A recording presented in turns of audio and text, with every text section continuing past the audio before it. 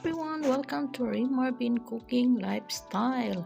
Ito naman po ang inyong kusinera maghatid sa inyo ng panibagong chicken recipe na may talong. Kumusta kayo sa sulok ng mundo? Mga ka-OFW, mga kananay. Ito ang ating chicken breast na hiwa natin pahaba-haba. Ayan, nalinisan na yan siya. Tapos lagyan natin ng paminta. Lagyan natin ng asin.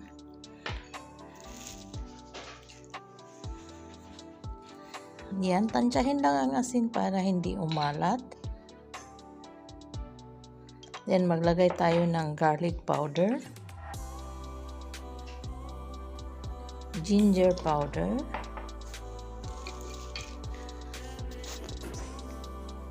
Ating paprika.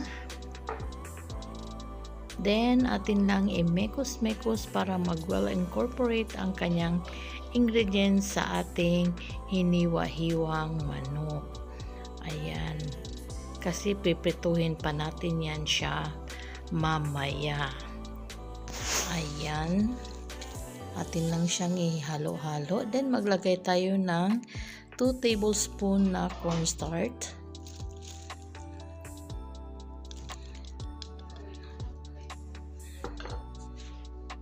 Then, ihalo-halo natin.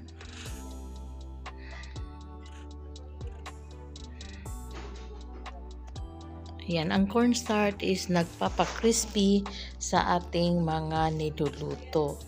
Then, atin lang yan siya i-marinate mga 10 to 15 minutes. While minamarinate natin ang ating chicken, ito naman tayo sa ating talong. Hiwain natin. Balatan natin ang ating talong. Yan, careful kasi yung ating peeler is matalim ito. Kaya talagang iniingatan kong balat dito kasi talagang matalim yung ating peeler. Ayan, tapos natin mabalatan ang ating talong. Atin yan siyang hiwa-hiwain ng pabilog.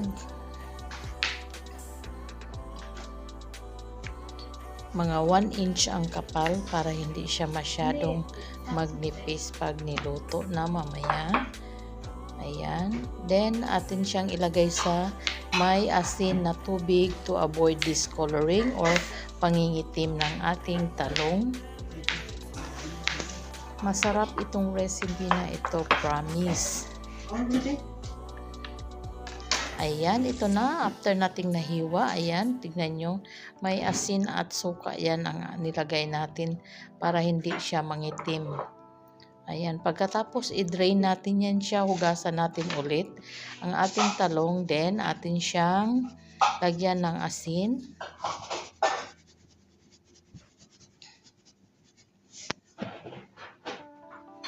Lagyan din natin siya ng paminta.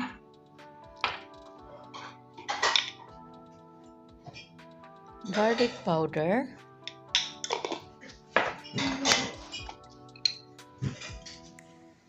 Ating onion powder.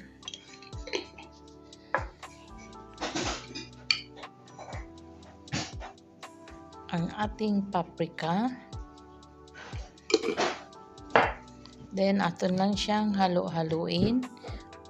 Yan, maglagay din tayo dito ng cornstarch pala.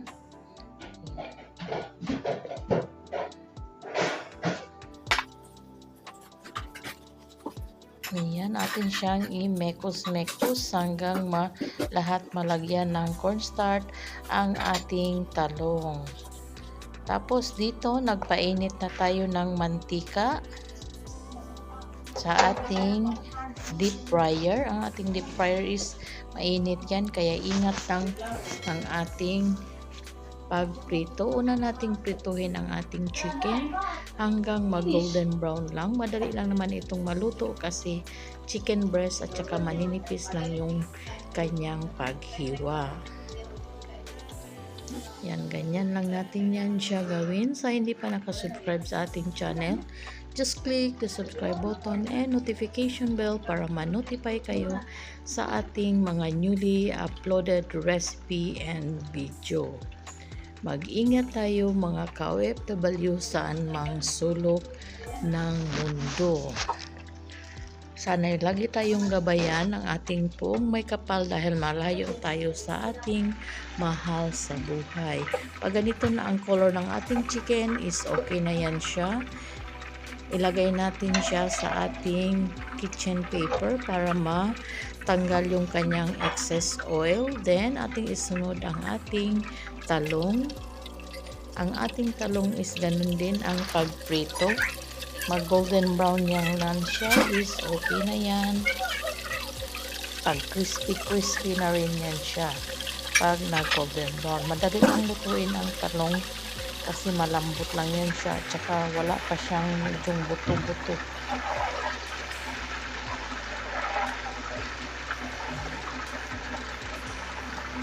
Masarap na naman ang pananghalian ng ating mga kabayan. Yan, pag nagluto ako ng ulam is siyempre masaya sila kasi may pang-ulam naman kami. Ayan, pag ganito na ang kulay niya is okay lang yan. Okay na yan, luto na. Ilagay din natin siya para matanggal yung kanyang excess oil. Then, continue lang ang ating pag-fry hanggang maubos yung ating mga talong.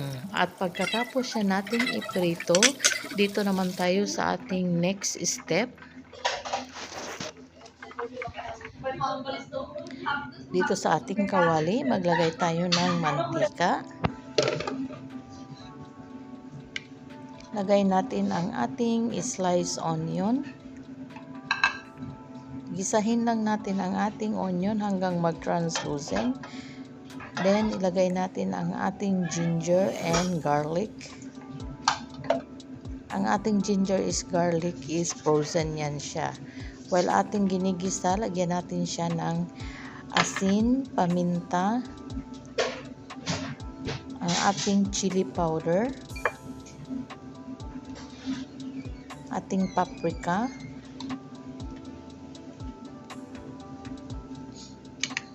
ating MSG, optional, ayan, then atin lang siyang isaute, then lagyan natin siya ng 1 pack or 150 ml na tomato paste. Then kunting tubig, kung wala kayong tomato paste, pwedeng gumamit ng tomato sauce para hindi na magdagdag ng tubig. Wala kasi akong tomato sauce kaya tomato paste ang ginamit ko. Nagdagdag lang ako ng kunting tubig. Ayan, tapos dinagdagan natin ng kunting sugar. Then atin lang yan siyang i-mix. Then after na natin na mix, ilagay na natin ang ating fried chicken strip, ang ating talong,